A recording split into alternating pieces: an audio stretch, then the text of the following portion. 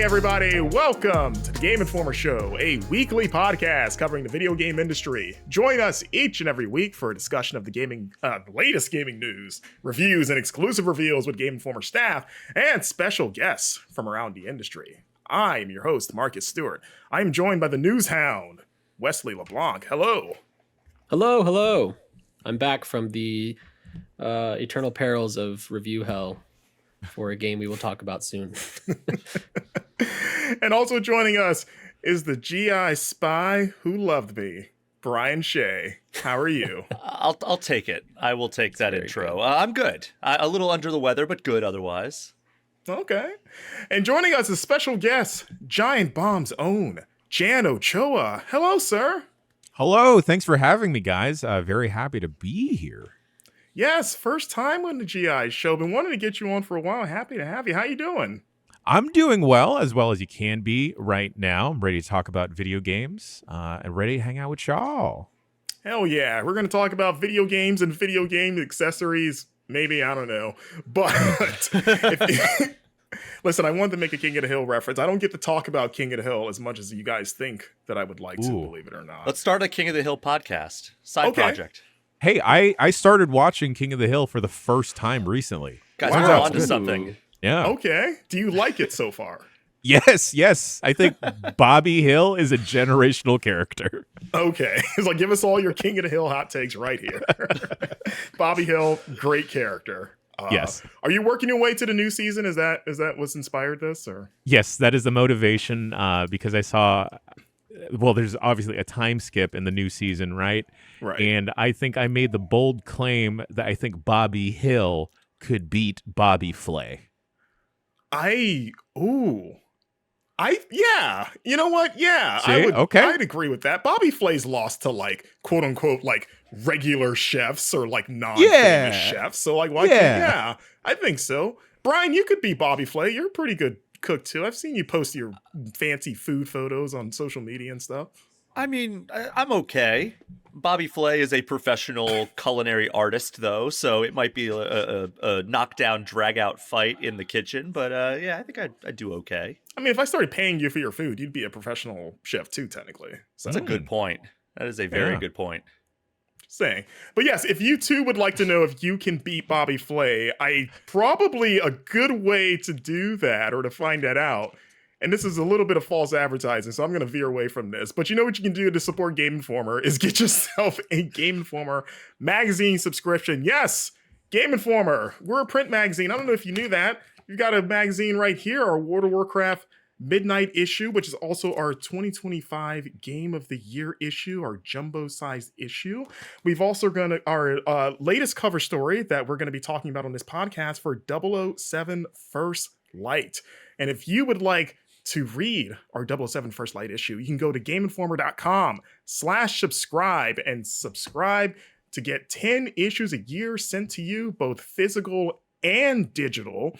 And you can also go into your local bookstores and newsstands and get yourself a copy of Game Informer. If you're in the US, you can go to Books A Million, you can go to Barnes and Nobles, you can go to your local newsstand next to copies of the New York Post and maybe the Daily Bugle. We're probably in there somewhere too, as well as internationally as well. You can find us in book stands and news stores as well.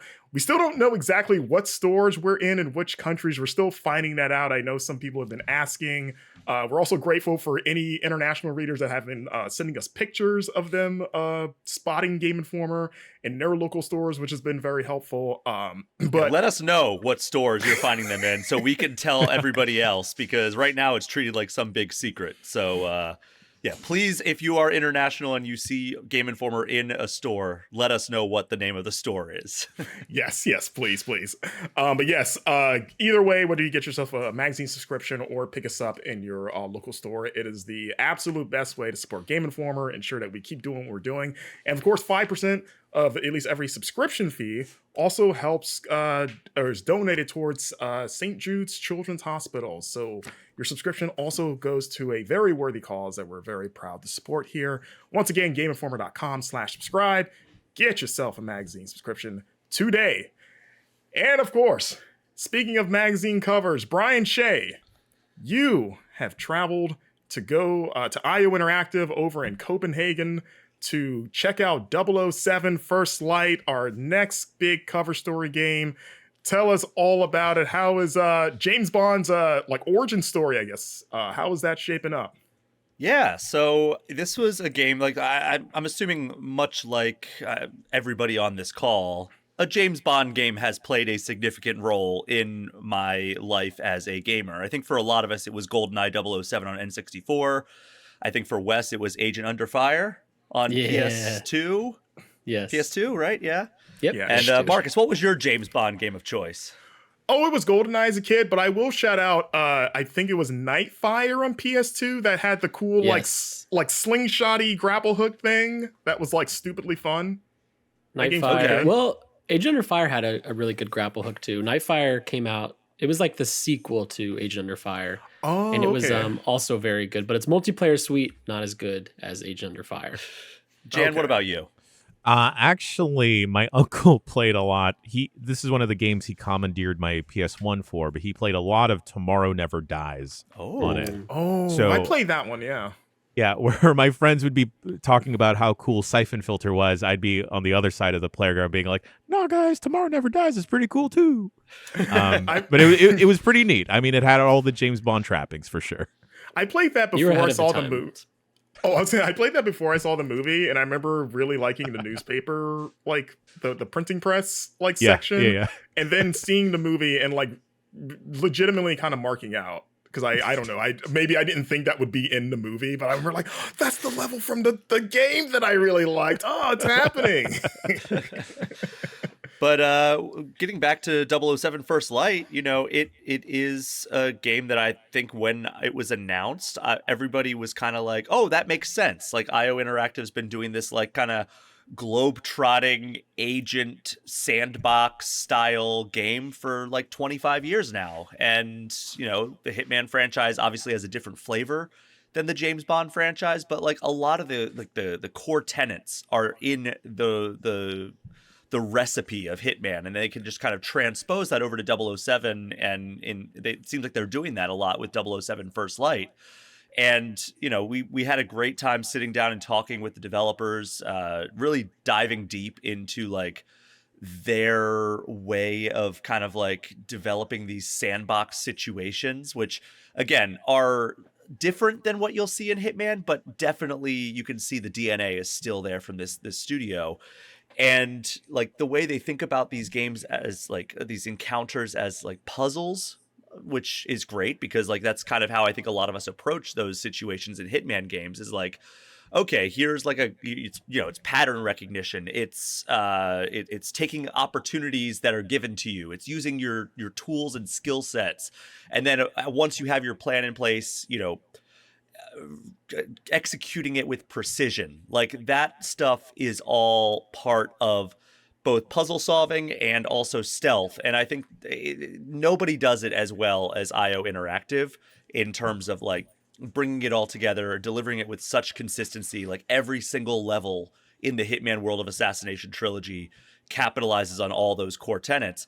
And I got to see an extended demo of the state of play that they put out, and it really did seem like they are doubling down on what that studio is known for. It's like in the state of play, we see him like access this giant hotel by kind of like creating a diversion and then climbing up into a window.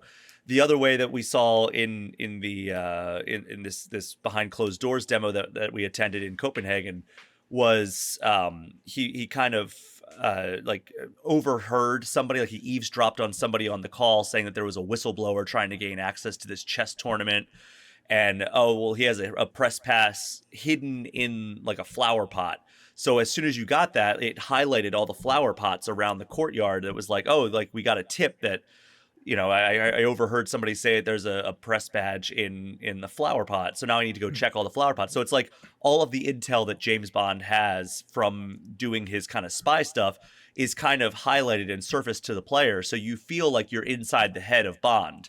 And that's a really, really cool way of surfacing that. So you're not, you know, bouncing between menus being like, all right, well, I know I got a tip somewhere along the lines. And then you have to like dig through like a compendium or some sort of like glossary. It's like, no, it's immediately like surfaced right on the UI of like flower pot. Okay, got it. And then you go over, you find it, and then you can just walk right in through security. And, you know, there's all kinds of different gameplay systems that are at play with this title because, like, you know, we see the early sequence is him driving up the mountain, and it's like, you know, kind of like just cinematic conversation happening, and then, you know, it's this stealth sequence where you have to try to figure out a way to get into this hotel where the chess tournament's happening. Then you've got to sneak past all the guards and everything and not get spotted by your teammates because you're not even supposed to be in the tournament. You're supposed to be out in the parking lot, like kind of keeping an eye on the perimeter, but James Bond is going to do what James Bond's going to do. Of course. So, you know, you can't be spotted by your target. You can't be spotted by your teammates. So you're kind of like trying to maintain a low profile in that regard. Then there's conversations that you can have. Like, you know, you go up to the bartender and you can get intel from the bartender because, you know, bartenders hear things in the process of doing their jobs.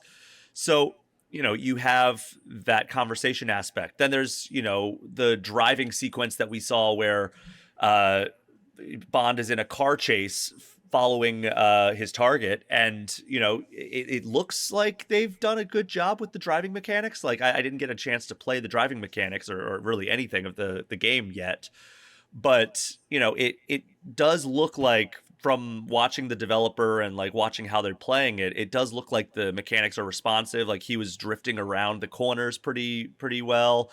It didn't seem like there was any stiffness or rigidity to the driving mechanics. And then the climax of that demo, if you recall, was a like a gunfight on an airstrip, and it's all about like the set piece moments and the improvisation, and like, okay, like, you get out into this area, and as soon as an enemy draws their weapon on you, you're given the license to kill because your life is in danger. So big words flash across the screen. It just says license to kill, and then you're good to go at that point because So cool. your life was under threat. Because like the whole story is, this is James Bond becoming 007 and earning his license to kill in Her Majesty's Secret Service. So you are granted a temporary license to kill if you are put in danger in the line of duty, and that's what happens at the end of this demo. And so, like, the gunfight looks extremely fun. Like, there's explosive barrels everywhere. The environment was surprisingly destructible. You can go in like hand-to-hand combat. There's like a sequence where Bond runs up and like tackles the guy on a ledge and then uses his body as a cushion so he can drop down from like the ledge down to like the ground level, which was kind of cool. And that also acts as a takedown to the target that you were fighting. And then like a big set piece moment where he basically causes his target's plane to lose altitude and crash, and he has to skydive out to chase down a guy with a parachute. Like, it's just so many gameplay systems in place. And the thing that we got to look at, and this isn't anything that like we really talked about in the cover story, but like, they have their proprietary engine that they use, and it allows them to toy around with the different stage elements in real time. So it's not even like, all right, I got to bounce back and reset everything. It's like, no, it all updates in real time. So if there's a thing that is not working just the way it needs to in the sandbox, and they're like, oh, something's not right here, they can just pause the action, go in, tweak that, and then keep going where they were at. And it's just, it seems like it's a really intuitive tool for a game that is so built around like sandbox creativity and sandbox environments that like encourage experimentation within the player base. Like, it seems like that is such an essential tool for them. But then, you know, talking to the art director, talking to the audio director, the game director, the gameplay and narrative designer, like, it was a full day of just like diving deep into how they decided on doing a James Bond origin story, how they decided like what their James Bond was going to be like. Because the whole like struggle that they had was, they came to the conclusion when they started digging into who James Bond really is. They were like, this is a guy who's defined by his experiences. You know, he always knows what to do at every time because he's been through everything. He's seen everything. And it's like, so, all right, well, what is that character like when you strip away all that experience? Because you're talking about a guy who's, you know, probably in his early 20s and hasn't really done a whole lot, doesn't have a whole lot of life experience, isn't in the in MI6 as a 00 agent yet. You know, he is just a stubborn, brash, like charming and reckless guy. It's like, all right, well, how do we make that feel like the James Bond that we've seen depicted by like Daniel Craig and Sean Connery and Pierce Brosnan, and not just feel like some sort of knockoff version of that? And I will say that, like, from what I've seen and what I've talked to the developers about, they've really done a great job. And I think Patrick Gibson, who is the actor that plays James Bond in this game, he was also a young Dexter Morgan in Dexter Original Sin, which is a prequel series to the Showtime series Dexter. He really does nail it. I had my concerns about him going into this, but it really does seem like he's doing a great job, and he lays on the charm, but he also has like kind of that signature coldness that Bond has. But it's it really does feel like it's a less controlled Bond. So they've nailed that aspect of it. They've nailed the audio of it. I think the visual elements of it, the gadgets. They told me, like, you know, you're not going to just get like, all right, well, you're going in, you're going to need like a laser for this mission. So here, you're going to have a laser in your loadout for this level. It's like, no, they want you to choose what gadgets you're equipping going into a mission so you can experiment and see how they all interact. So there's just a lot of stuff at play that it's definitely more of a linear, cinematic, kind of like set piece driven experience than the Hitman franchise. But still, like I said, so much of that IO and Hitman DNA kind of permeates the experience and allowing players to experiment and approach things how they want. Nice. I'm glad. I was going to ask you about Bond himself, because that was also one of my concerns when they announced, like, yeah, this is a young Bond who, you know, maybe doesn't always follow the rules. And I just had like mild flashbacks to like Perfect Dark Zero, which had a similar premise of like, we're going to tell you the origin of this really like capable spy, and she, at least in that game, kind of came off as a little like, you know, a little too much like kind of teenage, like, you're not my real dad kind of vibes, like, I'll do what I want. And I was like, I didn't think they would do that with this Bond, but there's always that fear of like, we're just gonna make him like almost too attitudinal. But it's, at least from what you've seen, it sounds like that's not really the case. So yeah, and like there were times where like you would just absolutely be like, oh, that is James Bond. Like the way that he responded to this person, you could see another Bond actor doing that. But the way that the narrative designer or narrative director told me is like, you know, he has all that charm, he has all that coldness, but he doesn't really have the control that the older version of the character has. So like, you know, he's an extremely charming guy when he's talking to somebody, but he's not fully aware that he's like projecting all that charm. And so he hasn't really weaponized it the way that like an older Bond has. Do you have any idea what their older Bond, like what they're aiming for? Since there's so many iterations of Bond, you know, the classic Bond is very much like a ladies' man, you know, suave, sexy, all that kind of stuff. Whereas like Daniel Craig's is all that, but also tackling the mental toll and the loneliness that comes with being Bond. Do you have any idea where they're trying to take this Bond? Well, they mentioned that, like, you know, the narrative director was like, yeah, the first thing I did when I found out that, because I guess it's been 6.5 years since they found out that they were making a James Bond game. And he's like, yeah, the first thing we did was like, I went and bought the box set of the movies. I went and bought the box set of the books. And then I started reading the comics. yeah, and watch James Bond Jr. Watch James Bond Jr. Played James Bond. And, you know, he's like, basically the first thing he did was he read all that stuff. He watched all the movies. And then he was like, well, I just need to drill into like the core traits, which, you know, he's, you know, going to take risks. And he's like, yeah, basically like the younger version of James Bond, basically like, hey, here are the core traits that James Bond, we think he has across all depictions. And here's how we see a younger version portraying that. So like, whereas like an older James Bond, it takes risks, it's usually more of a calculated thing, right? Where it's like, okay, if I jump out of this plane, I could see I'm going to go get that guy and take his parachute, and then I'll get safely to the ground. Whereas the younger James Bond is kind of like reckless, like, okay, well, I guess I'll jump out of this plane because that is in my head the next logical step to take down this bad guy, and then he has to kind of think of a solution on his feet. So it's kind of like that. And like, you know, the fact that like he doesn't quite have the level of coldness that like a Sean Connery James Bond has, or a Pierce Brosnan, but he does have flashes of that. Like there's a moment where when the car chase is beginning, you see him trying to hotwire a car, and this woman who's with French Secret Service or Secret Intelligence gets in the car, and she just holds up the keys, like looking for these, like she has the keys to the car he's trying to hotwire.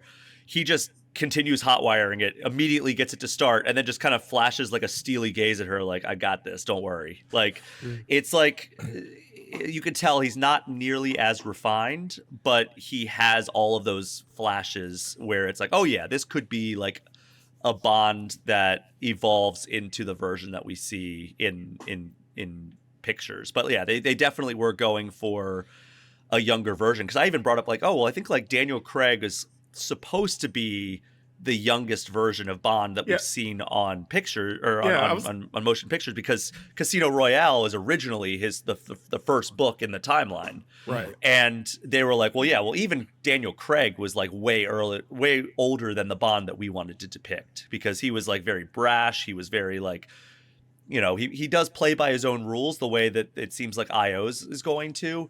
But he's still like, I don't know, it doesn't feel like this, like he feels a little bit older than what they were going for. So they de-aged that by, I want to say like another like 5 or 10 years and like took away even more experience than what that version of Bond has. Yeah, because he's like... Brian? Oh, sorry. Oh, go ahead, John.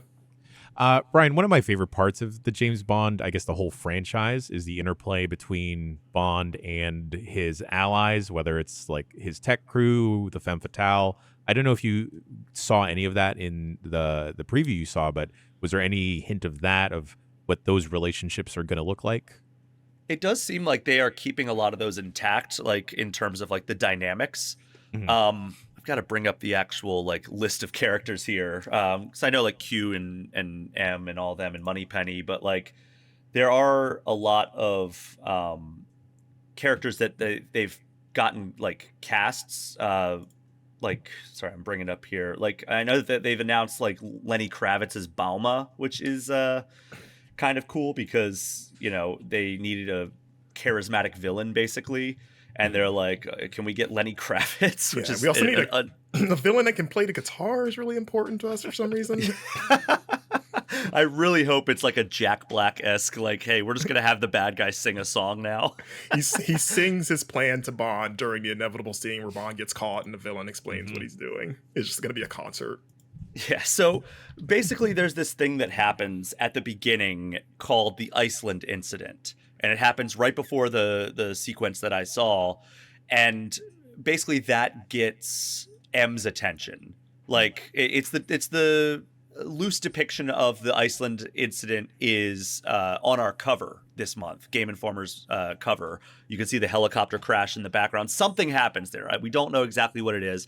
But whatever it is, Bond emerges as the hero of that incident. And M takes notice, like, oh, this is a guy that maybe we should recruit for MI6. And what ends up happening is they send Bond off to this training facility in Malta, and it basically he gets there, and all the other 00 prospects are already training there. They've been training there for 6 months, and this is already like the cream of the crop, and they have a 6-month head start on him. So early on, he kind of has to play catch up, and a lot of the other 00 agents kind of seem like they may look down on him a little bit. I mean, that wasn't explicitly stated, but it was kind of like they were the other 00 agents on this mission that you get to play that I was describing earlier. They get to go in and be on the ground and like pursue 009, who is this rogue agent who used to be one of the best 00 agents around, but he's kind of gone off the books. So they're tracking him, and like they get to go in on the ground, and they're like, James, just stay in the parking lot, like watch the perimeter. That's an important job. Stay in there. And then James notices like a suspicious bellhop, and he takes matters into his own hands. But it seems like they're kind of like, yeah, this guy's not really on our level, but like, they kind of like, it's almost like when you give like the second controller to your little sibling, and you're like, oh yeah, playing as Tails is just as cool as playing as Sonic. And like it almost feels like that, but I mean, maybe that was just me reading between the lines a little bit too much. That's how they haze in MI6, actually. Sure. Yeah. You get the But second yeah, like- controller. You have to play as Tails. Yeah. Exactly. So MQ Moneypenny, you're going to get your gadgets from Q. Moneypenny is kind of like, in communication with Bond pretty frequently. Then there was a lot of communication back and forth between the 00 agents in the demo, like them being like, Bond, what are you doing? Stay where you are. Stay where you're supposed to be stationed. And then there's also a character named John Greenway, who is played by Lenny James, who you may know from The Walking Dead or Snatch. And he is kind of like Bond's mentor. And he also seems like he's on the ground as well for this. And I think this is the character that's like the French intelligence lady, but Miss Roth is the woman that gets into the car with him, and she seems like she's going to play a pretty significant role as well. She gives me like kind of like she's like going to emerge as like maybe Bond's like counterpart on the French side. But we'll have to wait and see how that plays out. But yeah, I mean, I didn't get like a too great of a sense, but it does seem like they are going to fill a lot of the traditional roles. I've not seen Gemma Chan's character, who is Selena Tan is her character's name. But yeah, I mean, we're going to have to wait and see what she is. But all the other characters feel like they slot into that very traditional like roles that you would see from them in the movies. Right. Did you hear a theme song? Oh, just kind of like a cinematic, like kind of like orchestral version, like slow and kind of plodding as he jumps out of the plane at the end of the demo. And you can hear that in the state of play as well, like that version, but it doesn't seem like it's the official version. But then there's also, there's all these reports that they're going to be having like an actual like theme for First Light, but they were very cagey when I asked about like, hey, is there going to be like a James Bond song for this game? And I did not get an answer. Who do you think they'll get? I think I saw Sabrina rumors Carpenter. of Lana Del Rey. Sabrina Carpenter would be. That's the 2026 choice for sure. Yeah, that would be. Yeah, I've heard those rumors of Lana Del Rey as well, but yeah, she'd been trying to make one for like over a decade. I mean, I used to be a big fan of hers in like 2014, her first two albums, and I was like, she just is singing James Bond songs. I don't know where she's at today, but yeah, Summertime Sadness, definitely a Bond song. yeah. Oh yeah, yeah. For a younger Bond, putting that in his wired headphones and everything. Yeah. Is he sitting in the car, pouting? Yes. Yeah. Subtweeting. We need a millennial Bond. Brian, I'm curious. If the devs shared if there were any other external influences outside of like the source material? Because like we've had movies like Kingsman, which was like another twist on like the Bond formula. I'm curious if they shared any other stuff that they're kind of incorporating into the game. Oh man, I don't think they did. Sure.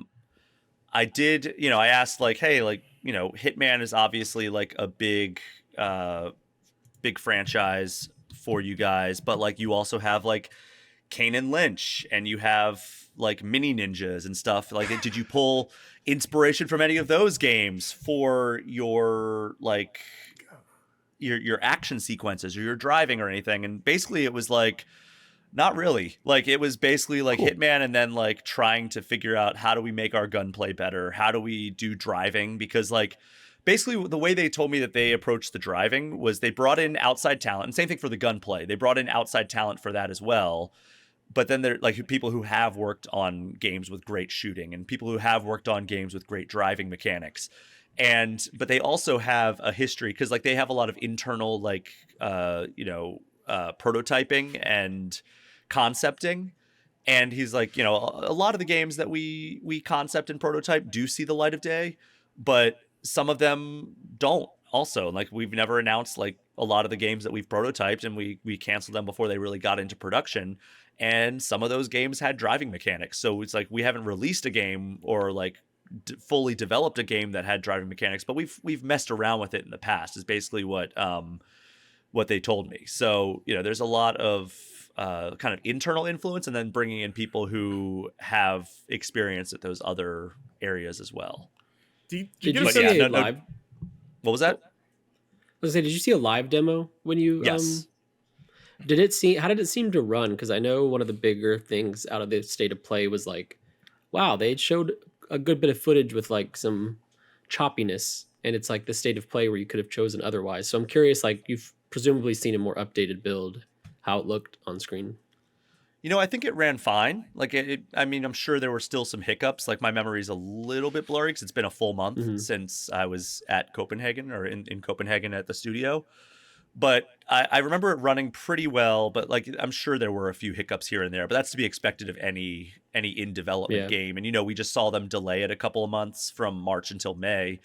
And one of the last things that a lot of development studios do is, fix bugs and optimize. So I'm assuming that it will only get better from here and, get less buggy. And presumably that's the reason that they delayed it, right? Like they didn't explicitly say that because the news of the delay came out after I was in the studio. But like you've got to presume anytime a game a couple months out is delayed, it's just to allow for extra polish and optimization. Yeah.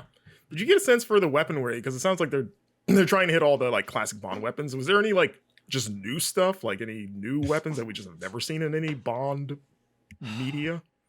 I don't think I got to see anything that was new. It was pretty standard because like the mission that I saw is the mission that's out there. I just saw like a different route through it basically, and like a little bit of an extended version on the front end.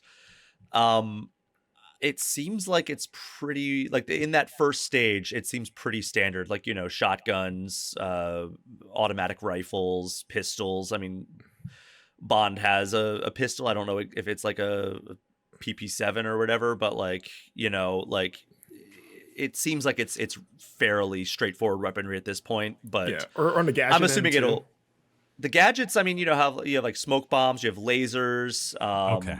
Let me see if I can. As long as there's a laser, I'm fine. Okay, so let me look at my notes here. Can you play the slappers only? So there's a smoke pods that let him slip away from detection. There's a laser that can like unlock doors and blind enemies. His phone can shoot darts at enemies, like from like if you're like in stealth, you can like shoot a dart at an enemy from your phone. Talking. Yeah, and it makes them sick, so like they get nauseous and they have to like go throw up.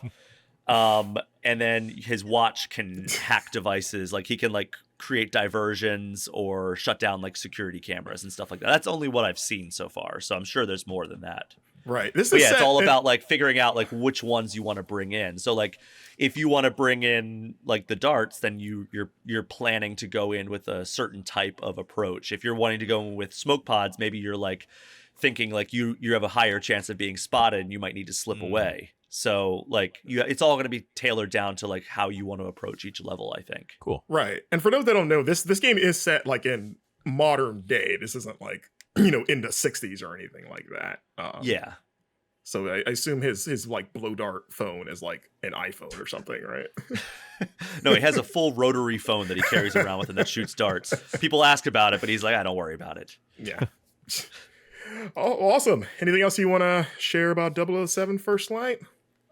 No, I think I'm just like overall impressed by how it's looking so far. Like anytime a major studio picks up a license, like there's always a little bit of hesitance from my end. Like I was burned extremely bad by the Crystal Dynamics Avengers game, as Avengers being like, one of my favorite overall properties, or Marvel in general, I guess, just being one of my favorite overall properties, and like feeling kind of burned by that, and several other examples of like major licenses or IP being picked up by like a well-respected studio. I think that this one is buoyed a little bit, and at least my optimism is, outside of what I saw, by the fact that this is not some like major publisher dictating or mandating to the studio that they have to make this game the way like it maybe it was the way that like it was with Marvel's Avengers, where like Square Enix was like telling Crystal Dynamics, you've got to make this a live service game, and like we've got to make this just a game that people are supposed to play forever. This is, developed by IO Interactive. It's published by IO Interactive. The only like major corporation that seems to be involved is probably Amazon, because they are the rights owners and the owner of MGM. But it doesn't seem like I tried to get into like how is like the collaboration and like communication process like, and they're like, yeah, it's been the same as it was when MGM was kind of like an independent entity, and Eon Productions was like, not under the Amazon umbrella. And it's like they've they've kind of allowed them to do what they want to do. So it doesn't seem like this is going to have any kind of like noticeable corporate meddling the way that other major licensed games from respected studios have been. So I think that combined with all the stuff that I've seen has me extremely optimistic and excited for this game. Oh yeah, I hope this is the case of like another Indiana Jones, where like Indiana Jones is a massive hit versus any of the other previous stinkers you mentioned, Brad. Yeah, and I mean, this is a studio that I think it's safe to say they are firing on all cylinders. You know, they had this weird transitional period shortly after they released the first Hitman game under the World of Assassination trilogy back in 2016, where Square Enix just basically was like, this did not meet our expectations. We are going to withdraw all funding from IO Interactive and put them up for sale. And then IO bought their own independence. And then, you know, they released Hitman 2 and Hitman 3. And it's like, yeah, this is a studio that has really hit its stride with its last like 2 or 3 games. And I don't have any reason to believe that like they're going to stop that momentum with this game. Awesome. Well, yes, our digital issue of the 007 First Light magazine is available now to read, and it should be going out to subscribers, physical issues to mailboxes and stores within the next few weeks. So keep an eye out for that. Yes, and also you can go to GameInformer.com/007 First Light. That will, if you're a subscriber, and you'll be able to access the full issue there if you want to read digitally. And there will also be some online extras, both written and video, that we are going to be putting in that hub if you want to keep up with like more in-depth stuff. I should have a thing up by the time this episode comes out just talking more about how IO Interactive settled on like what their version of young James Bond is going to be like. So if you want to hear more directly from the developers, you can go on GameInformer.com/007 First Light to read that article right now. Awesome. Well, we're going to take a quick break, and when we come back, we're going to talk about our hands-on time with Resident Evil Requiem, and then discuss our review of Code Vein 2. We'll be right back. Hey, welcome back to the Game Informer Show, and we are going to be taking a detour to the mean streets of Raccoon City, or what's left of it, because Wesley and Jan, you both had a chance to go play, what was it, like 2-3 hours of Resident Evil Requiem at a recent event. Jan, how was that? How you feeling about this? Are you a big RE fan, and what is your first impressions of this game so far? So I went into this demo being very scared, because the last time I went to an RE Requiem preview event, I played very poorly. I was scared the whole time, so I was very worried that I'd wouldn't be that great. The performance anxiety started kicking in, but thankfully this session went very well. Very, very excited for the game. I'm excited to hear Wes's thoughts, but I think they're gonna pull it off in mashing together these two different styles of Resident Evil, where you have the more action-packed side with Leon, and then you have more of the plotting, tense gameplay that you have come to expect from 7 and Village with Grace's side. Also, Wes, I'm curious, did it seem like they amped up the blood in this? Yes. When you played? Yeah, there is. I even wrote in my preview specifically. So it starts off with Leon and a bunch of zombies, and there's a chainsaw, and that chainsaw does so much damage. Like the walls, the plants, the office chairs, like I was painting it red for lack of better cliche, but like, yes, there's so much blood and gore. There's also a way to explode. They're not the Scarlet Heads or whatever they're called in this game. They're different, like the but Crimson Heads? Crimson Heads, yeah. In this game, there's a similar mechanic where zombies can come back as a more terrifying, dangerous form. Okay. But you can pop their heads with like a vaccine that stops that transformation from happening, and it is so bloody when you explode the heads. So yes, so much blood, Jan. Okay, yeah. And I think you can use those like injector things as like a stealth kill too. And I thought that the zombies would kind of just like slump over, but no, they explode like a water balloon. Yeah. Nice. So much blood. Yeah. Where did they tell you or get a sense of like where in the game these sections you played took place? Because you played as both Leon and Grace in like separate demos, right? Yeah.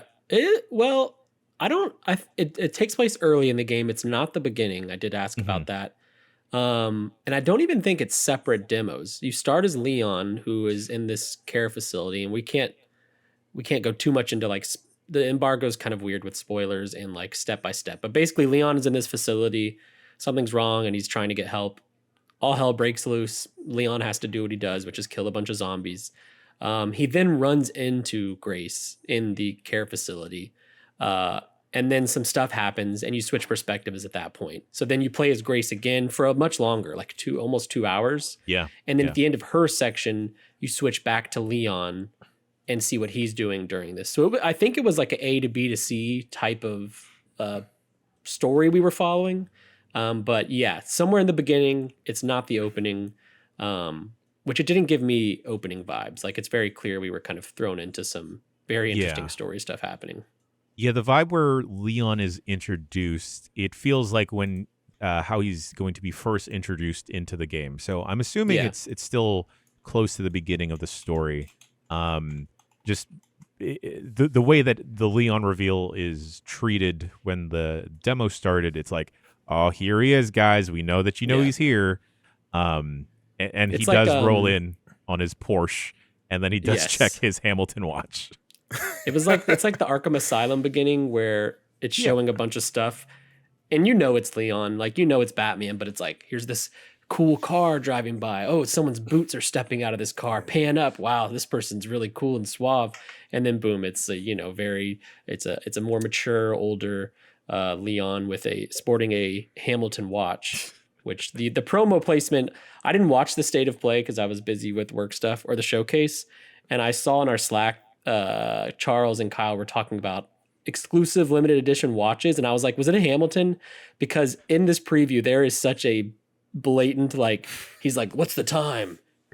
Oh, let me check my Hamilton chronograph edition Blue Sea watch to see. And it's like, yeah, but it's Leon. Yeah. It's, it does feel like his like introduction in the game. Curiously, this was like a very put together facility, and like what we know of Requiem is it's Raccoon City 25 years after RE2, which got nuked.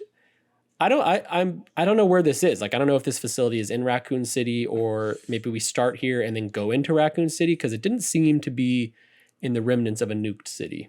Yeah, I didn't get the vibe of geographically where this was supposed to be, if this was like on the outskirts of Raccoon City, within it. And also, no, that may be two spoilers, actually.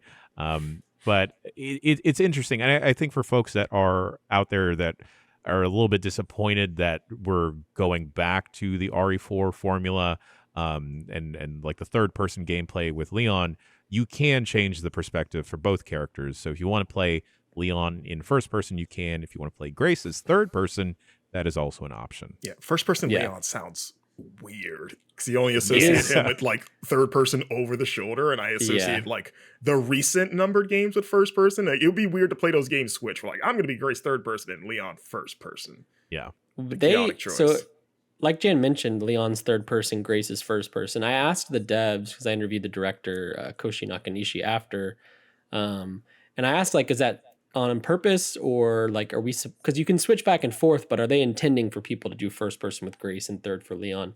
And they said no. They said there really is no preference. And in fact, when you start the game, before you even go hands on with a character, it tells you, like, do you want to be first or third for Leon, first and third for Grace?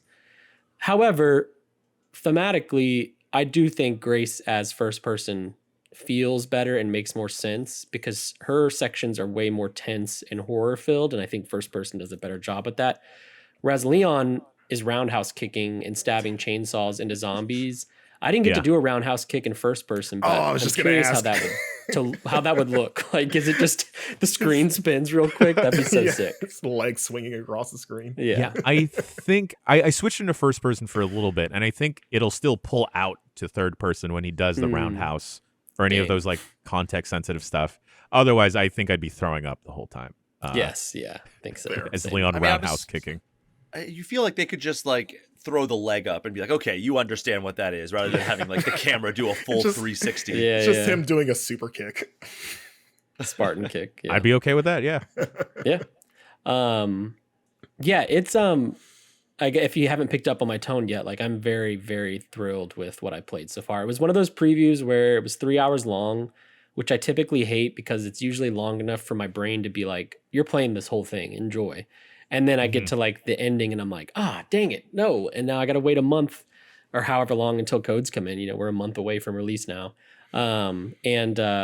Yeah, it's just doing all the right things. That said, I do think, as any Resident Evil fan knows, and I ended my preview with this, like, I'm really enjoying the narrative things they're doing and setting up.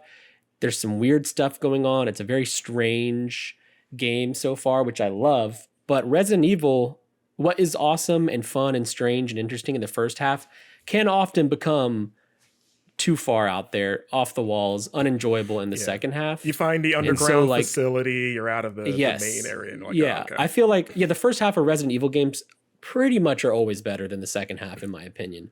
And so like I'm not struggling, I'm just nervous where this might go. I hope it doesn't go this way, because right now it feels like the best of 4, 2, and the Ethan Winters games put together into one package, which is like a dream come true.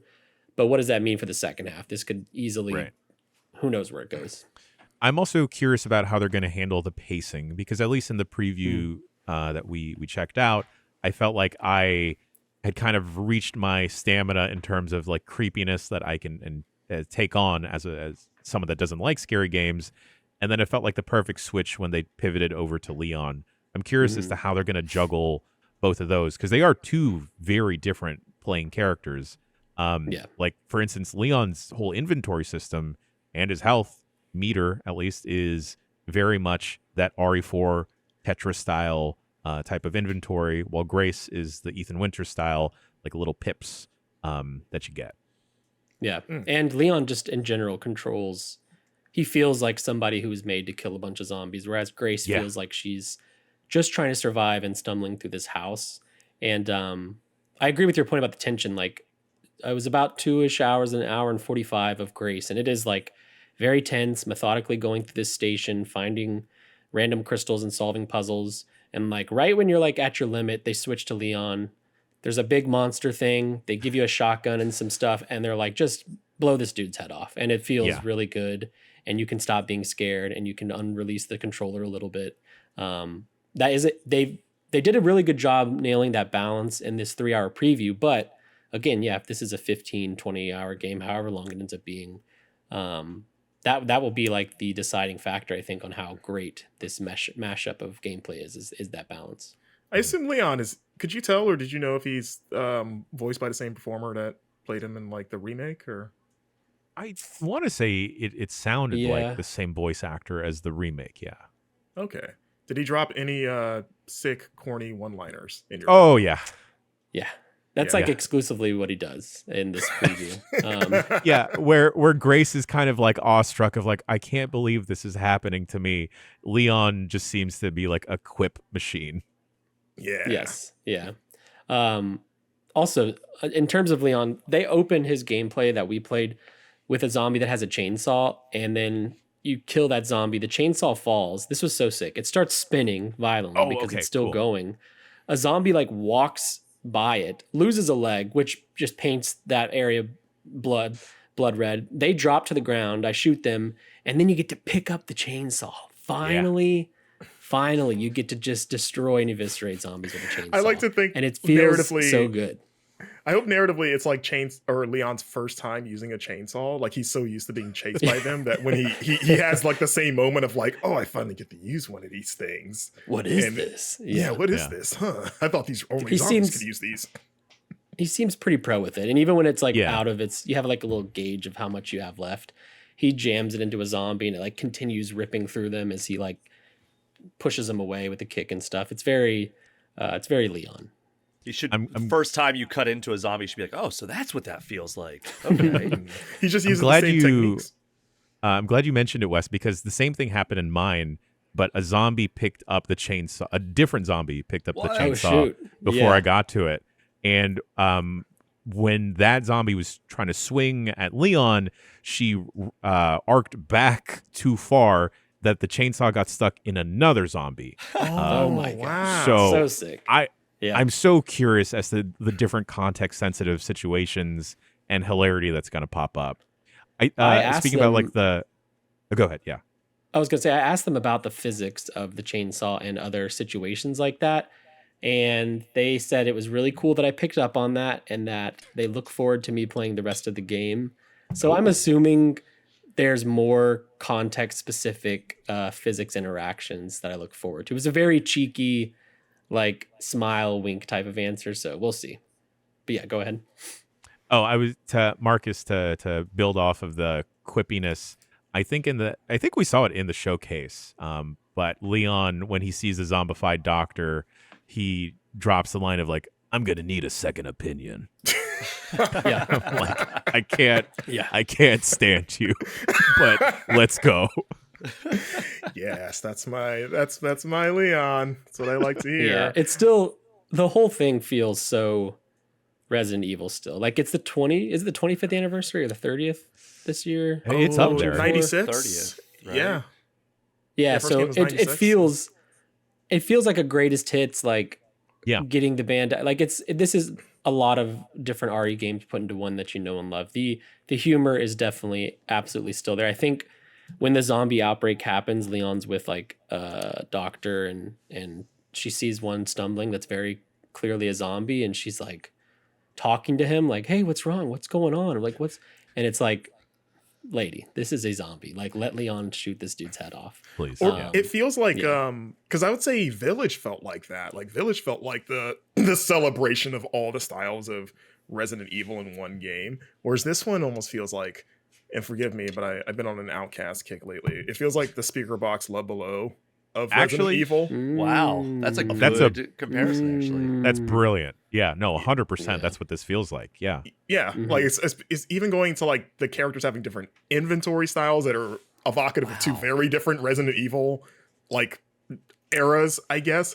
But it was just like, oh yeah, this is just like a double album of just like, here, both styles of game are present. Yeah. In one box, which is exciting. And I'm still a little worried just in terms of like cohesion or like tone cohesion, as someone that does love horror. Like I love RE4. Like RE4 is the best one probably for me. But I adore 7. Like I adore the kind of like Ethan games for how oppressive they feel, like the Dollhouse and Village. I love this terrifying as it was. So I hope they found like a nice balance between the kind of RE4 like action and the like helplessness of like the great stuff. I guess my last question, this is just for me. Did you get any Alyssa Ashcroft stuff in this demo that you're allowed to talk about?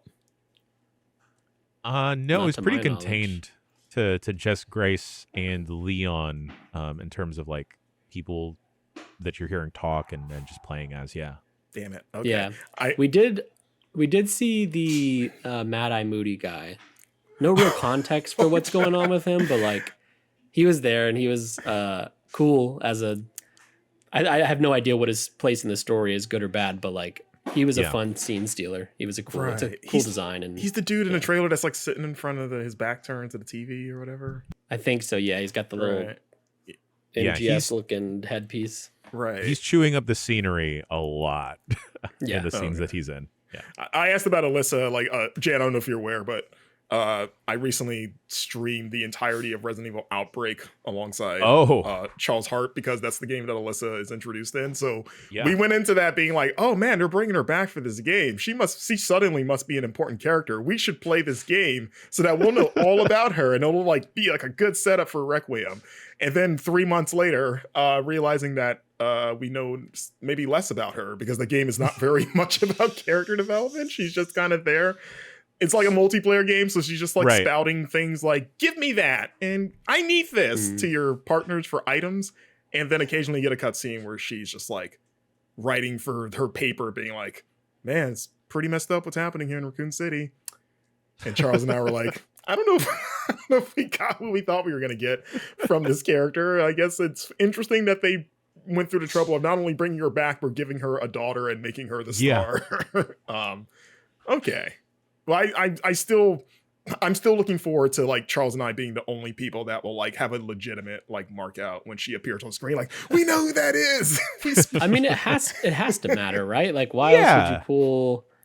They could have made this any character they wanted, and they specifically made it Grace Ashcroft. So I'm sure it will have some payoff. Will it have been worth playing through Outbreak? Probably not. But yeah, a very frustrating PS2. Formerly online only, or not only, but like online focused multiplayer game. Yeah. Maybe Grace will have a skin that is just her mom from Outbreak. So y'all will have familiar knowledge with that and can point to that. The context. Yeah. We're really hoping some of the other Outbreak playable characters show up. Like there's like a whole thing where like Alyssa's like, oh yeah, your godfather or your godmother is Yoko, who was the character that had the most inventory slots and by default made her the best. Like we just want little things like that, like, oh, Yoko, she's back, or Jim, the really panicky guy that showed up for one scenario and just kept complaining about how awful his life is. Let's get some Outbreak love in this game, please, to justify the time we spent playing it. But awesome. Wes, you wrote your impressions up on the site, as well as some other sort of like interview breakouts that encourage people to go to GameInformer.com to check out. And yeah, that game comes out. God, like you said, it's like what, end of February? Forget the February 27th. Like a month. Yeah. Oh, Pokemon Day / my birthday. Oh gosh, that's gonna be a busy day. Because Brian's birthday. I gotta make him a cake and drive. We all have to plan a party. We're also celebrating at a giant bomb. I don't know if you know, Brian. I have one more thing about Requiem. So in my interview with Koshi Nakanishi, at the end of it, it was like a 30-minute interview, but they asked me to only prepare 25 minutes of questions, which is not how interviews work anyway. But once I got to the end there, they were like, the director would actually like to share something with you. And I'm like, okay, what's going on? And it was basically not a prepared statement, but he was basically saying, we here at the team are very aware of rumors that this might be an open world game, and we've seen speculation and blah, blah, blah. He's like, I just want to let you know, this is not an open world game. Okay. They were like, you will be exploring Raccoon City and various locations or whatever in different ways, but it is not an open world game, which I just thought was interesting, that you typically just don't see a dev address online speculation in that manner, but it seemed very important to them to do so. So, if you were worried about open world RE, don't. It's not an open world game. Yeah, and if you're excited, what would you have done if his thing, like he was like, hey, he has something that's really important he'd like to end this interview with, like sharing this with you, and it was just him busting into "Teach Me How to Dougie," like just some sort of like crazy random karaoke song. You're like, wow, thank you so much for shaving off 5 minutes of my interview time with that. I'd be really stoked and really upset that I wasn't able to video record it, because that would do numbers. That would make my day. That'd be like a career all-time moment if this director, that famously for horror games, is like, let me hit this Dougie real quick. Yeah, he's like, this might seem weird, but I guarantee you this will have plot significance. Just, yeah. Pay attention when you play the game. Well, awesome. My biggest takeaway from this is that we need Outcast to come back. Yeah. I listen to I think that every day. Yeah. Unless Andre puts out another Flute album, which I did listen to the Flute album. The Flute albums aren't doing it for me. No. Mad respect, but not for me. Yeah, I appreciate your art, but I don't want it. Yeah. And you know what? Speaking of art that we may or may not want, Wesley, you reviewed Code Vein 2. What a mean setup for this game. But yes, you published your review. You weren't all that hot on it. You gave it a 5.5, right? Yeah, 5.5 out of 10. Explain yourself. Why don't you like this game? What's wrong with Code Vein 2, Wesley? Like everything is wrong with it. It does maybe one or two things well, a lot of things not well, and then most of the game kind of just falls as like just mediocre. It is very I beat it last week, and I've drained it from my brain already. I have no intentions to ever think about this game beyond this podcast. It is a Souls-like follow-up to 2019's Code Vein. And if Code Vein was like a more open Dark Souls-like game, it is very clear to me that Code Vein 2's team saw Elden Ring. It was like, we want to try something like that now, because this is very much a jump from Souls to Elden Ring in terms of Code Vein 2's progression. Unfortunately, it did not make such a nice landing that Elden Ring did with From Software. It is a boring open overworld to explore. It is poorly put together and extremely difficult and annoying to navigate because of invisible walls and cliffs that are not shown on the map, and pathways that you're traveling you're in the present trying to stop the end of the world by going 100 years in the past. Yeah, it's a time travel story. Yes. Yeah, you got to save some heroes and then see what happens in the present and see if you're like changing time in the right way. Annoyingly, a lot of the exploration happens in the present and in the past differently. So like you might think you can get here in the present by following this road, but that road's blocked off. When you get there, you learn that. And then you only can do that in the past. But the game isn't like, you can't go here because you're in the present. You just have to eventually realize, oh, I was never meant to go here in the present. I'm just supposed to go in the past, even though they made this entire world explorable. So like it sucks to get around, and you're on a motorcycle for some reason. I have no idea why. It's a cool motorcycle at least. And you walk around, and I just did not engage or enjoy the open world whatsoever. Like the enemy placement sucks. The overworld bosses suck. The pathing sucks. Like everything about it was a bore. And on top of that, it is I would say visually unpleasant, which it's even some of my least favorite games have visuals that like I can appreciate as art. This game is so distractingly garish and ugly that I just really didn't care for what I was seeing on screen. You have anime-esque character design clashing with like kind of photorealistic environments, and then it's all the color scheme. Like it was so strange to me. I was kind of bewildered with everything I was seeing on screen because there's just no harmony whatsoever. It hurts my eyes as I'm playing. And there's a character at the end. I don't even care. I'm not going to spoil what he is, but like in this very Souls-like Baroque-esque world, operatic adventure, this dude appears with a freaking cat mask, like an electronic Daft Punk style cat mask. Oh, like an LED mask? Yeah, his cape is LED and flashing rainbow colors. I was just like, dude, what is going on? Is Why? he from the future? Because it's time travel? No, not to my knowledge. And I put 42 hours in this game, but Ooh.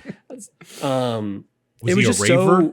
Did he just leave a rave or something? Maybe. He does have a musical moment, I'll say. Like he does do a whole song. Did he do the dance. Dougie?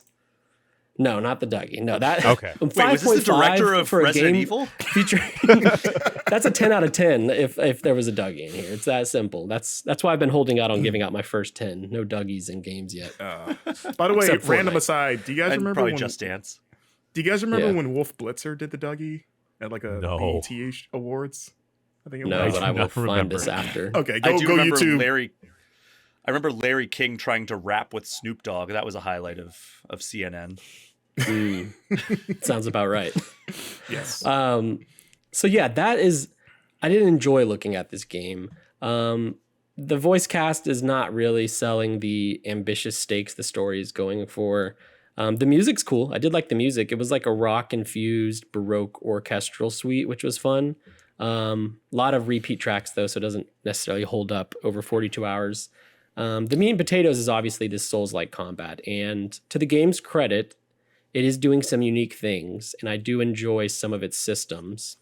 So similar to the first game, you have it's now called your jail, which is this special third weapon you have that sucks blood or ichor from enemies. Equipment that you wear, and it's got like your heart in you have like your heart in your backpack. It's visually, it's interesting. Yeah, it's something. And the ichor is how you use your abilities, which it's kind of like your mana essentially in any other RPG. You have your primary weapon, your secondary weapon. You have blood code, which I actually do like the blood code system. You can equip different ones you get throughout the world, and they drastically change your stats. So like if I had to take it out of this game's like in-universe terms, you can equip a blood code that turns you into a warrior, or a blood code that turns you into a mage, or a blood code that turns you into like somebody who's really good with the hammer. Because when you level up, it's just, you just hit up, like you just go from level 1 to 2. You don't apply it to stats like you do in a typical Souls game, because your blood code is what changes those stats, which I enjoy because it's like, oh, I have a new weapon, a ranged weapon, but I'm not currently equipped to do range damage. You can just change your blood code, and now you have a build that works with ranged. I think it's a really cool system, and it allows for some flexibility I don't think you see often in these types of games. That said, for all the systems and ways you have to interact with killing enemies, man, does it get boring and stale quick. The dungeons are very unimaginative and very boring. I mean, we're talking like underground water plant, underground power plant, underground prison, underground church, underground laboratory. Some of them are, because when I played this game for a few hours for a preview, and it was in like an underground like water works place. And it was bland, but also it was like really confusing to navigate, where I kept getting turned around. And even with the because they give you like a little guiding line thing where they'll show you like the path ahead, but also simultaneously show you the steps you've already taken, which works in practice. Right. In theory, it works in theory. In practice, terrible, because it's a mess. It shows you everything you've done for like everything you've done for the past 5 minutes is on the ground. You can't really see where you've been. You just painted the floor gold with like your previously traced steps. You can't. It's like this wild silly network of lines. If you've been running around the same areas over and over, you're just like, I don't know where to go. It looks ridiculous. And to your point, the dungeons and the overworld are hard to navigate because everything is obscured until you find a tree that you hit, and then the tree unveils the map, which is silly because if I have to go 70% into a dungeon to find the map, that's 70% of this dungeon I'm struggling through and having a hard time navigating because I don't have the map. Yeah. Well, and then when Hollow Knight did it. Yeah, well, this is not Hollow Knight. And I just found that incredibly frustrating, especially in this genre, this Souls-like genre, where like your dungeons, above all else, your dungeons need to be cream of the crop. Like that's where you need to really hit the marks, and this game does not. There's a couple standout moments. The game is a bunch of like sub arcs that evolve into like one big arc. And there's one in particular that I actually enjoyed, that had a lot of heart. But the rest of them fall flat due to characters I just didn't care about, or poor pacing. And it's one of those things where big things happen and the game is like giving the game time to be like, yeah, this is pretty cool, huh?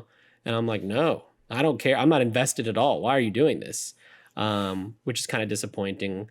It's a game where I can see a lot of ambition like on a whiteboard. I just don't know if any of it panned out in the final thing. Like it's frustrating to play. It's frustrating. It's annoying. It's stale. It's boring. Rarely was I like, this is fun. It was always something going on, whether it's, the PS5's performance not doing so well, which also apparently it's not performing well on PC either, even with people with like super beefy PCs. The camera is atrocious in boss fights. Which sucks because I think the boss fights, at least when I played the preview, that was like one of the few things I thought was better, because I didn't think the moment to moment kind of like grunt enemies were exciting, but I thought at least the two boss fights I played, I was like, oh, this is all right. Like there's a lot more going on here. There's more strategy involved. It's tough. Like I enjoyed those probably more than anything else of what I had played. The bosses at the end of each arc, like the final bosses of each arc, I actually really liked, and I thought they were well designed, but the other bosses like in between, not so great. And I was actually reading, I originally had this in my review, funny enough, but it was kind of just wordy and I couldn't find a way to condense it. But in IGN's review by Michael Hyam, he reviewed the game and he talked about the bosses are able to hit you in moments where you can't do anything. So, and I almost mentioned this because it was so frustrating, and I'm glad I'm not alone, but so when a boss knocks you over, your character has an animation of them getting up. You can't roll out of that. You can't move. You can't do anything until that animation's done. But the boss can hit you and damage you more while that's happening, I died so many times because my character was getting up and the boss hit me again. It was infuriating. I almost reached out to PR to be like, this must be a bug, right? This is something, this is not okay in a Souls game where I'm being knocked over a lot. It also plays into, because I think one thing you haven't mentioned yet with the combat is that you have like the partner system where you have like a little buddy that tags along with you that lives inside of your weird jail backpack thing. And you can either summon them at will and they'll like fight alongside you as an AI companion, or you can absorb them and you get like stat buffs. And and you can switch back and forth freely. Yeah, like you can anytime. But I also like, and I was wondering if this changed in the main game, but I never found really an argument to not just have an AI partner at all times. Like even with the benefits of like, oh, if you go solo, you'll get like extra attack points. But I was like, yeah, but that's not nearly as good as just having someone that can draw aggro or be a distraction and, you know, just can do things. And then during boss fights, they'll like, when you get knocked down or when you get like you get killed, basically, they can revive you. So it just kind of felt like that's even outside of bosses. But okay. Yes, you're right. The game kind of tees you up to be like, well, when you're fighting bosses, absorb them so you can have the stat buff. And then when you're fighting a bunch of enemies, summon them so they can help aggro. But that's not how I would want to tackle a boss at all. If anything, especially when these bosses are not well designed, where I have no interest in trying to learn what they're putting down, they just don't work like that. Yes, I'm going to summon and just let them take aggro, and then I'll just go swing at this dude's heals. The only time I ever absorbed them was when I was in the overworld just trying to get somewhere, because killing the mobs would be even easier if I was buffed up. But for the most part, yeah, I kept my summon out. And you did mention the revive thing. I do think that's pretty cool and kind of a something that I think will help people that maybe struggle in this type of combat a bit more. Is when you die, your buddy will revive you with like half health. And if they die again, they have a longer cooldown, but then they'll revive you again with a little bit less health. And you can do that over and over, which kind of keeps you in the fight and stops you from running through your like Estus flask equivalent. That said, though, I mean, these fights aren't really begging you to get that strategic or anything. Like all the experimentation and mechanical fun I had and found was just me forcing myself to do it to test out and flex the systems. The game in no way requires thought in terms of like combat, which is the biggest bummer of all in a game like this. That's unfortunate to hear because, I mean, the Souls-like genre is so densely populated at this point that even a new release can still get overtaken by like the huge library at this point of other Souls-like games. Like, if anything, this is making me want to go back to play like a different one, like pick up the Lies of P DLC that I missed from last year. But also there's like, if this one doesn't hit, there's at least 2 to 3 more down the pipeline this year alone. Neo 3 is soon. Yeah. Oh yeah, Neo 3 is soon. Phantom Blade Zero is soon as well. Bloods is this year. Yeah. The Dusk Bloods, God, yeah. And Elden Ring on Switch, Tarnished Edition, apparently. Right. Allegedly as well. But yeah, you're right with this. With this genre, and it's kind of similar to like Metroidvanias, I feel, just because they're so saturated at this point. If you aren't coming out like really strong, like if you don't have something that's going to hit, you're kind of shooting yourself in the foot, because we have so many others that we can play at any moment. I may not even put in my review. If I wasn't reviewing this, I would have put this game down a long time ago. Like if you're a Souls, like not only are you competing with a beloved developer in From Software who kind of helped create this genre, but like we're at the point now in that genre's lifespan where other devs are really, really, really, really making some special stuff, like Lies of P. I think that game's fantastic. And if you're going to come out and put out a mediocre one of these, that's an even bigger miss, in my opinion, than just a regular release. I mean, Jan, I was about to say, when you mentioned Lies of P, you're speaking Wesley's language. Oh, yes, fantastic. I'm a Lies of P sicko. And Overture, the expansion from 2 years ago, last year. Very good. I had it in my top 10, I think, if I remember correctly. Go play Lies of P. Anybody that hasn't listening, don't pick up Code Vein 2. Go play Lies of P instead. It's especially a bummer because I'm looking at like reviews for the original Code Vein, and those were fairly high in comparison to how Code Vein 2 is scoring. So I can't speak to that. I know a lot of Code Vein heads out there, but they're definitely going to be disappointed with the second one. The Vayners. I think I think it's a situation where they got a little bit tantalized by stuff happening outside of Code Vein, like Elden Ring and that type of exploration, and instead of maybe sticking to what people liked about Code Vein and really expanding on that, they just kind of went in a more wide direction, which can be a downfall. It feels weird. It feels like we are moving in, like, for the longest time we were sort of like in the post Dark Souls world of everyone's trying to do the Dark Souls template, but Elden Ring's been out long enough where we're starting to see more of like, the post Elden Ring effect, because like even Neo 3, they're doing a bigger, like, their big thing is bigger world, more open-ended freeform exploration, and like I'm sure that'll continue with like other Souls likes now, like, let's just do an open, like, kind of like you've been seeing more like open world games kind of take lessons from Breath of the Wild and Tears of the Kingdom. It seems like anyone doing a Souls likes and be like, maybe we could do some Elden Ring stuff too. So it's funny because it's like I was nervous about From Software doing that, because like going open world with something is typically a turnoff for me, but it's From Software, so I trusted them and they nailed it. Like any other dev, like, if you're making a Souls, like, don't go the Elden Ring route. That's a really high bar to hit. Like, that's what I love so much about Lies of P is it's like the traditional Dark Souls Bloodborne-esque route where it's like, you're going to watch this. I prefer a world opening up through shortcuts and connections than I do just a big map that I can traverse wherever I want. And I don't want this Elden Ring lesson to apply to every Souls-like moving forward.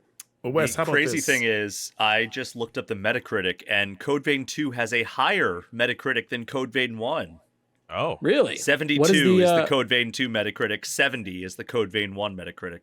Okay, so that's I saw some 10 out of 10s for Code Vein 2, which I was reading just to be like, to check out what other people are saying, and so there's people out there that enjoyed it, not me, but I'm not going to yuck their yum. Shout out. I'm glad you liked it. I did not. And I am very excited to delete this off my hard drive once I have the go ahead from our video person that I don't need to capture anymore.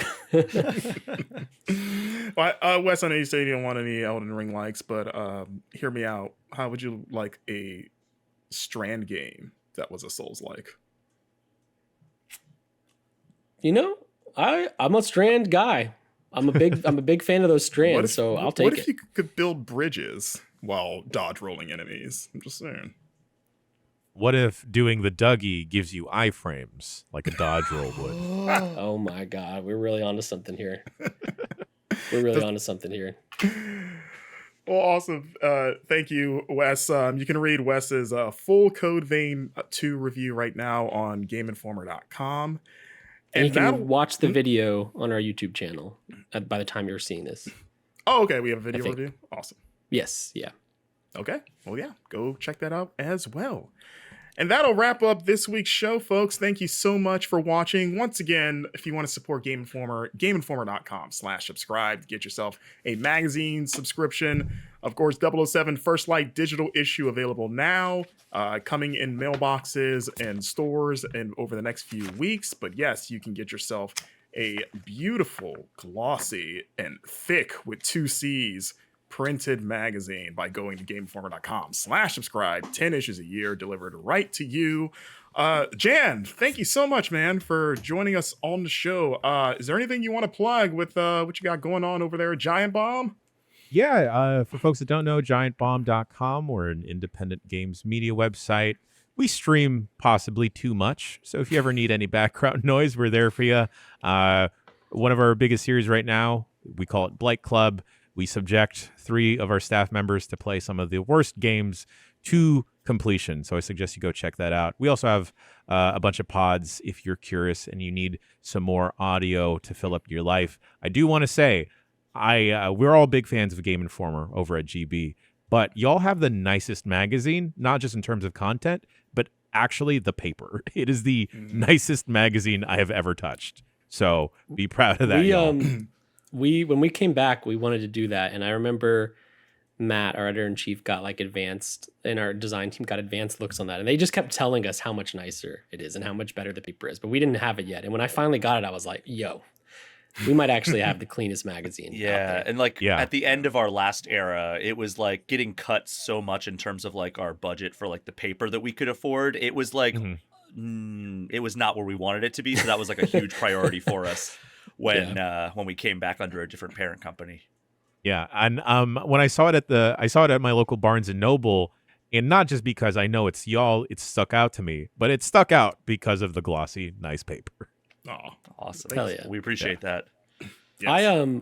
I was prepared to hate Jam because when this podcast started, because in the Kind of Funny Games Daily Awards, we were in the Game Informer was a finalist for best website, and so was Giant Bomb, and Giant Bomb beat us. Giant Bomb won that.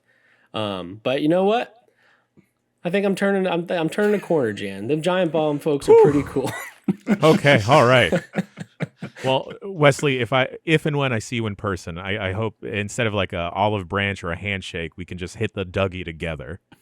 And no one around us will have any idea what we're doing. But I hope it inspires everyone else around us to join in Classic as well. Mass flash Dougie mob. hysteria. Yeah.